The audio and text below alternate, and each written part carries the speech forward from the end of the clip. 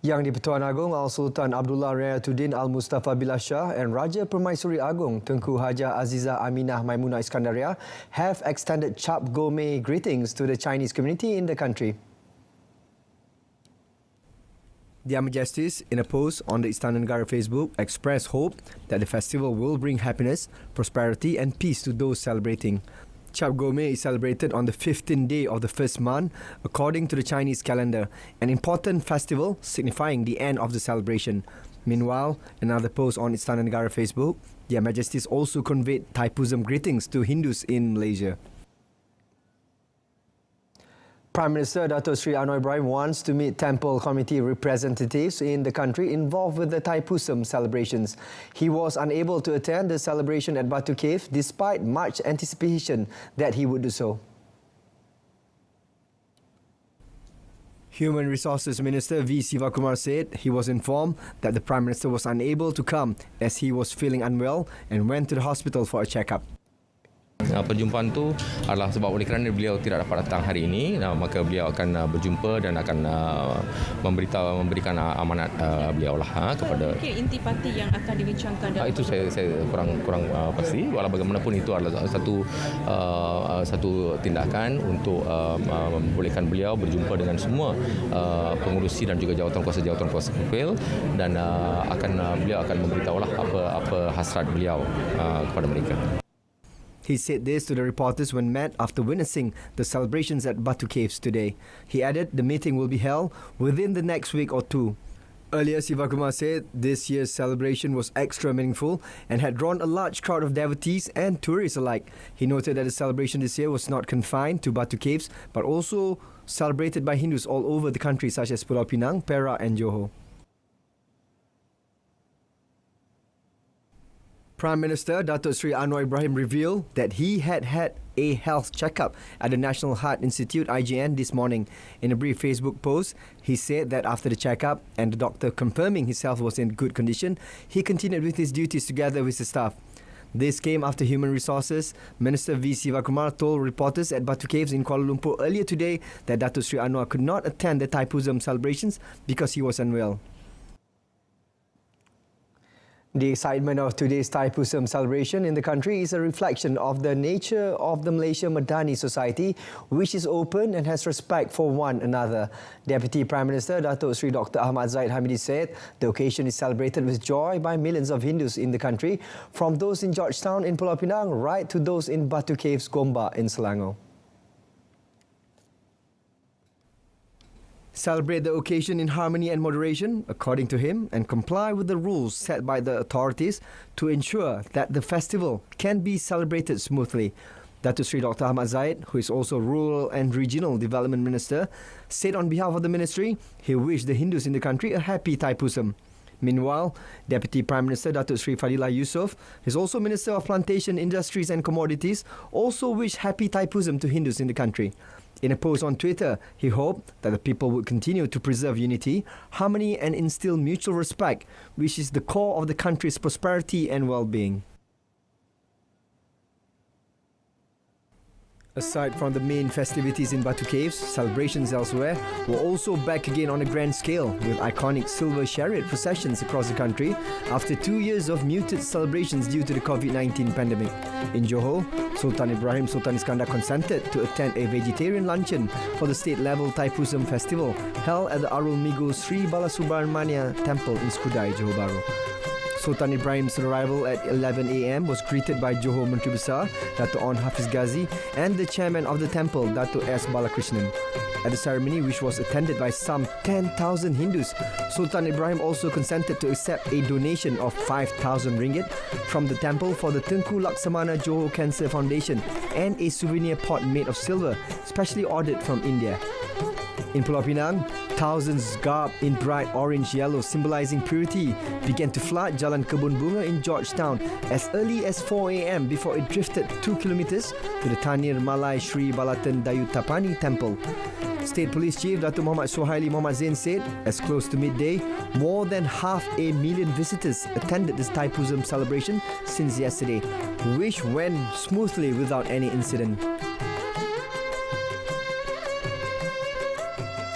In Negeri Sembilan, President of Sri Balatan Dayu Tapani Temple in Jalan Yam Tuan, Seremban, P. Ramaneswaran said thousands of devotees visited the temple with about 5,000 marching with the Pa'al Kudam. Thaipusam is a festival celebrated in the month of Thai, which is the 10th month in the Tamil calendar, to commemorate the event of goddess Parvati giving her son Lord Murugan a divine spear veil to vanquish the evil demon Sura Padman and restore prosperity and well-being to humanity. The government will intensify efforts to foster unity among the people regardless of their background. Minister in the Prime Minister's Department of Religious Affairs, Dr. Muhammad Naim Mokhtar said this would be in line with the Malaysia Madani framework mooted by Prime Minister Datuk Seri Anwar Ibrahim. Elaborating further on the matter, Dr. Muhammad Naim said the government will intensify programs to foster the spirit of unity among Malaysians, including the non-Muslim community, apart from celebrating and welcoming the mu'alaf or those who have converted to Islam in the society. Kita akan terus memperhebatkan lagi usaha-usaha program-program untuk memupuk semangat kesatuan, semangat perpaduan, kesejahteraan di kalangan rakyat Malaysia, dan yang inilah yang disebut oleh Amat Berhormat Perdana Menteri kita dalam meluncurkan gagasan membangun Malaysia Madani ini. Dato Dr. Muhammad Naim said this at a Chinese New Year banquet organised by Yayasan Dakwah Islamiah Malaysia at the International Youth Centre in Kuala Lumpur today.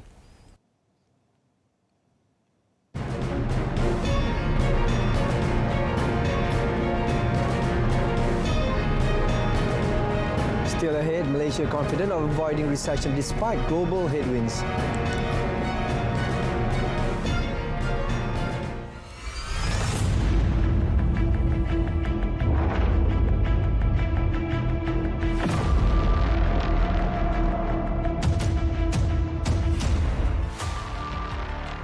The number of malicious and false statements spread by SMS or social media platforms have become too widespread. The public is advised to be careful and not fall for such ploys and sharing or forwarding such messages. Remember that spreading fake news is an offence under Section 233 of the Communications and Multimedia Act 1998. This carries a penalty of a fine not exceeding 50,000 ringgit or up to 1 year imprisonment or both upon conviction.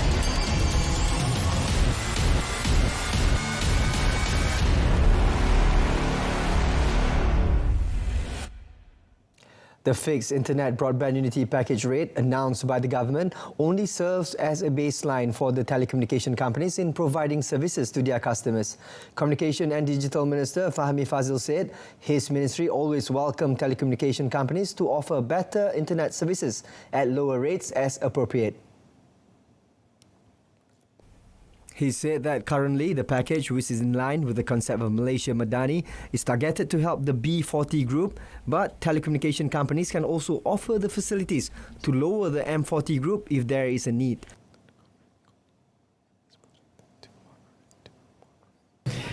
Fokusnya adalah kelompok B40, tapi sekiranya syarikat-syarikat merasakan ada manfaat untuk golongan M40, terutama lower M40. Mereka ni adalah golongan yang seringkali menimbulkan keresahan sebab kelihatan seperti hanya B40 saja yang dibantu. Tapi asasnya adalah B40. Sekiranya ada yang, tapi itu yang paling basic lah. Ya, macam contoh TM RM69, 30 Mbps. Time RM69 juga, tapi 100 Mbps. He said this after a meeting with Residency Surya Pantai residents today. Recently, the government announced the fixed internet broadband unity package for the B40 group, veterans, people with disabilities and senior citizens.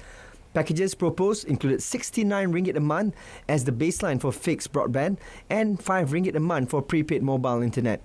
The internet service is provided with speeds up to 30 Mbps, along with the unlimited data which costs only RM69 per month, with a 24-month subscription contract. Fahmi had previously announced the mobile internet prepaid unity data plan at RM5 per month, which is available in the market starting this month. Malaysia is confident of achieving positive growth and avoid a recession this year, despite having to navigate through global headwinds. Even though the country's economic growth this year is projected to moderate compared with 2022, International Trade and Industry Minister Tengku Datuk Seri Zafrul Tunku Abdul Aziz said he was optimistic that Malaysia would not face a recession. Tengku Datuk Seri Zafrul said Bank Negara Malaysia, the International Monetary Fund and the World Bank have projected for Malaysia to continue achieving positive economic growth in the 3 to 5% range. He said Malaysia needs to take this opportunity to ensure all of its engines of growth keep firing, especially in terms of trade and investment. He added the country needs to attract high-quality investment that can provide jobs to the people and increase the national income. During his two-day visit to Pulau Pinang, Tengku Datuk Seri Zafrul said he held meetings with top state officials and industry players to discuss efforts to strengthen the industrial ecosystem in the state as it one of the leading investment destinations for electrical and electronics and medical technology sectors. The ministry also wants to develop small and medium enterprises that can provide services and become suppliers to multinational corporations. The Machang Moral Rehabilitation Centre PPA is targeting to collect 400,000 ringgit from the sale of batik products made by inmates this year. Its director Muhammad Nasir Yusof said he was confident of achieving the sales target based on the marketing strategy, the quality and the uniqueness of its konyok makcik and sulam kasih batik designs. He said that last year, the PPA recorded over 126,000 ringgit in batik sales and the centre hoped to double or triple its batik sales this year. Currently, there are 40 inmates who work 9 hours a day starting at 8 am to make batik. Kita mensasarkan tahun ni puan-puannya 2 kali atau 3 kali ganda lah. Sebab konsep kita sekarang ni kita melihat kepada pasaran. Dulu kita tak pasaran kita di just orang datang tempat kita orang beli saja. So bila saya berbincang dengan prok kata kita perlukan sedikit sentuhan supaya masyarakat tahu bahawa kita ada buat benda ni. He said this after officiating the soft launch of the 2023 Batik Product Program at Dewan Datuk Sri Haji Zulkifli Omar Machang PPA today. Also present was the Rector of University Technology Mara UiTM Kelantan Branch, Professor Dr. Abdul Samad Nawi. Muhammad Nasir said since 2014, Machang PPA had collaborated with the UiTM Machang Branch to seek expert advice in terms of the technique of designing patterns on batik textiles.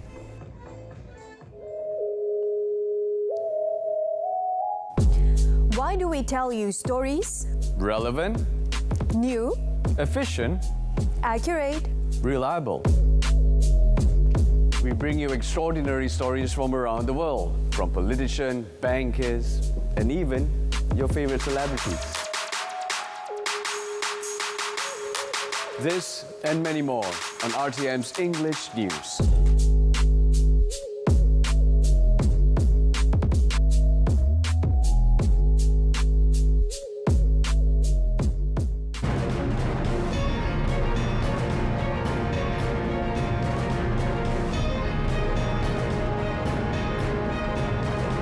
South Korea searches for missing crew after fishing boat capsizes. That and more coming up in our foreign segment.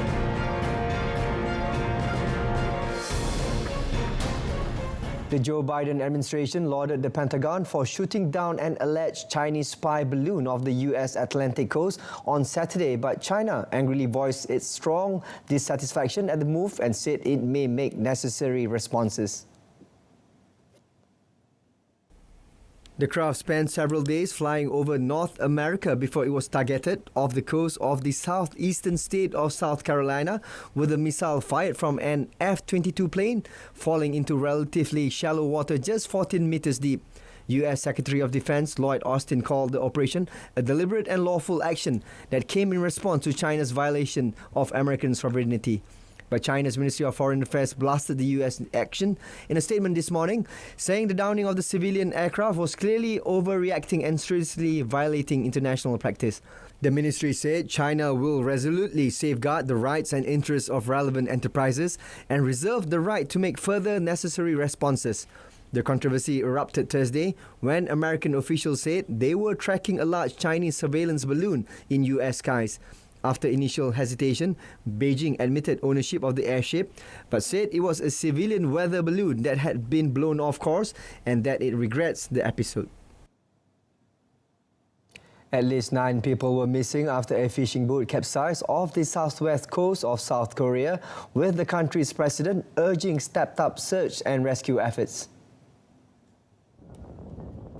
The Coast Guard said the fishing boat overturned just before midnight on Saturday, with 3 crew members were rescued by a nearby boat. Coast Guard ships were scouring the area for the other missing victims, and President Yoon Suk-yeol ordered other naval and civil resources to help with the operations. He urged maximum efforts for the rescue operations, ordering the mobilization of all available resources to widen the search area. According to the Interior Ministry, more than a dozen vessels and 3 aircraft from the Coast Guard and the Navy had been deployed to search for the missing people. In late January, at least 8 people were reported dead after a cargo ship sank between South Korea and Japan. Violence erupted in Peru on Saturday night when demonstrators faced police in riot gear amid the worst wave of protests in at least 2 decades in the Andean country. Clashes flared when a group of protesters stormed through a street and a wall of riot police officers fired tear gas canisters to disperse the crowd. Protesters are demanding the resignation of President Dino Boluarte, early new elections, the shutdown of the Congress, and a new constitution to replace a market-friendly one dating back to Alberto Fujimori in the 1990s. The protests began in December when Pedro Castillo was ousted as the president. More than 50 people have been killed as a result of the unrest. Initially focused in Peru's rural, mountainous south, the protest has since gained steam in the capital. Peruvian Congress has refused to speed up the timeline for a presidential election amidst the unrest. Lawmakers had given an initial green light to move elections from 2026 to 2024, but this week voted down proposals to hold the election this year. Meanwhile, Boluarte has maintained she will stay on as president until elections are held. A shark killed a 16-year-old girl yesterday after she apparently jumped into a river in Western Australia to swim near a port of dolphins. The girl was bitten by an unknown species of shark during an outing with friends on the Swan River in the Perth suburb of North Fremantle. Police said she was pulled from the water but died from her injuries at the scene after efforts to revive her failed. The expert had advised that it was unusual for sharks to be found in that part of the river. The state government warned people to take additional caution in the Swan River in North Fremantle and to abide by any beach closures. It was the first fatal shark attack in the Swan River since a 13-year-old boy was killed in January 1923 in the Perth suburb of Claremont, according to reports at the time and a database run by a Taronga Conservation Society. The last fatal attack in any Australian river was recorded in 1960 when a bull shark measuring an estimated 3.3 meters killed a snorkeler at Roseville Bridge in Sydney. More than 100 species of shark live in Western Australian waters, with bull sharks often found many kilometers upriver. Pakistan's ailing former military ruler Pervez Musharraf has died in the United Arab Emirates today at the age of 79. Musharraf, who seized power in 1999 in a bloodless coup, resigned as president in 2008 rather than face impeachment by parliament. He left Pakistan in 2016 for Dubai to seek medical treatment and was living there in self-imposed exile. Musharraf's ailment was identified as amyloidosis. His family said last year that recovery was not possible as his organs were malfunctioning. Pakistan's top political and military leaders, including President Arif Alvi and Prime Minister Shehbaz Sharif, offered their condolences on Musharraf's passing. Musharraf was born in August 1943 in Delhi, in British India, with his family migrating to Pakistan after the country's partition in 1947. He lived in Turkey for 7 years until 1956, as his father was posted there as a diplomat. Thereafter, his family settled in Karachi, Pakistan's largest city and commercial hub. Musharraf overthrew then Prime Minister Nawaz Sharif in 1999 after Nawaz sacked him as army chief, a post to which he was appointed in 1998. He first assumed the title of chief executive and then secured a 5-year presidential term in a controversial national referendum in 2002. Kecemasan, boleh saya bantu? Hello, there's been a motorcycle accident here. Maybe an elephant ran it over. Sir, there is fire accident at the address number 5 Jalan Tembika Shah Alam. PGO from FRT Shah Alam, there was no fire accident here. Over.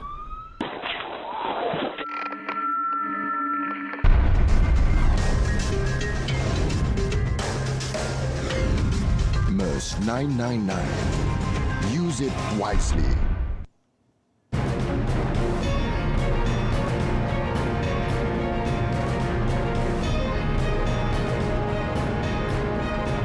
Next in sports, KL City aim to improve despite Federal Territory Ministers' Cup win.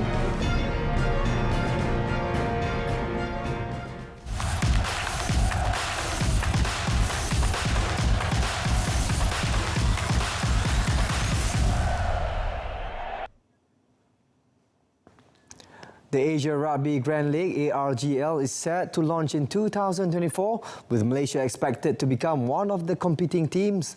According to the Asia Rugby, a total of 12 countries joined the consultative meeting held physically and virtually. During the meeting, the concept and initial format of the league were discussed, and a high-powered steering committee chaired by Asia Rugby President was formed to take the project forward. The ARGL will gradually increase the number of participating clubs, starting with 4 clubs and ultimately reaching 12 clubs by the Rugby World Cup year 2027 in Australia. Asia Rugby President Kais Al-Dalai said the league aims to create a world-class rugby league to ensure a robust, sustainable and commercially viable future for the game. The league also promises to bring new look to rugby competitions in Asia with the use of innovative technology in the likes of artificial intelligence, apart from partnering with major international and local commercial partners to secure the necessary funding, including broadcasting and media rights. During the meeting, Malaysia Rugby also expressed their experience with Malaysia VAC team, which were playing at the Global Rapid Rugby in 2019 and 2020. Kuala Lumpur City FC lifted the Federal Territory Ministers' Trophy after beating Perak FC 3-0 at the Kuala Lumpur Football Stadium in Cheras last night. The win made up for their defeat to Negeri Sembilan in the final last year. KL City's new signing, Halison Kayon, who had earlier missed a golden opportunity in the 32-minute, made amends 2 minutes later to give his team the lead after beating Perak FC goalkeeper Sintian Kid from the penalty spot.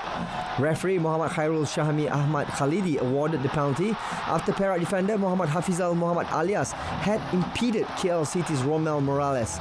Perak, coached by Datuk Lim Tiang Kim, came close to scoring the equaliser on the stroke of half-time, but Perak import Christian Obiza's powerful strike hit the crossbar.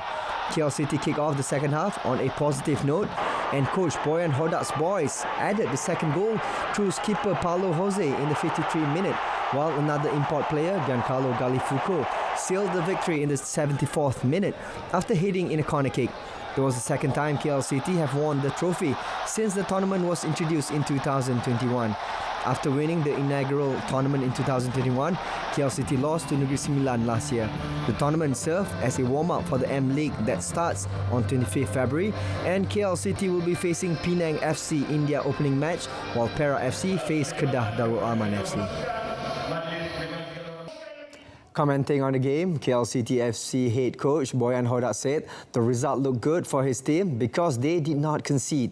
However, he admitted that there are many shortcomings which the players need to improve in the upcoming matches. Despite winning the Federal Territories Ministers' Cup, Hodak feels that his team needs more time to gel. He said that KL City, which have lined up several new faces, need more matches to get to the required level to face tough challenge in the Super League, which will open its curtain at the end of this month. For now, after 1 month's preparation, I am happy with this is something what we were expecting, and normally next few matches I hope we will be better. Meanwhile, Perak FC head coach Datuk Lim Tiong Kim is content with his players' performance despite the team's defeat to KL City FC. He felt that Perak should not have lost the match with a big deficit after witnessing his players giving a satisfactory performance to rival KL City. However, the head coach is not panicking and is committed to forming the best squad to make Perak a team capable of providing competition in the Super League this season. Seperti saya katalah, this is a process. Kita terpaksa be patient and supaya mereka akan belajar daripada kesalahan-kesalahan yang mereka lakukan semalam. Cara permainan memang bagus. Borussia Dortmund crushed Freiburg 5-1 in the Bundesliga with forward Sebastian Haller on target for the first time since his return from cancer treatment, helping lift his side into the third spot. That concludes this evening's news at 10. In our top story, nationwide Thaipusam celebration reflect Malaysia Madani society. Join us again at 12:30 tomorrow afternoon. We at RTM hope that this year's Thaipusam brings you great joy and fulfillment. With that, I'm SAHIH. Happy holiday.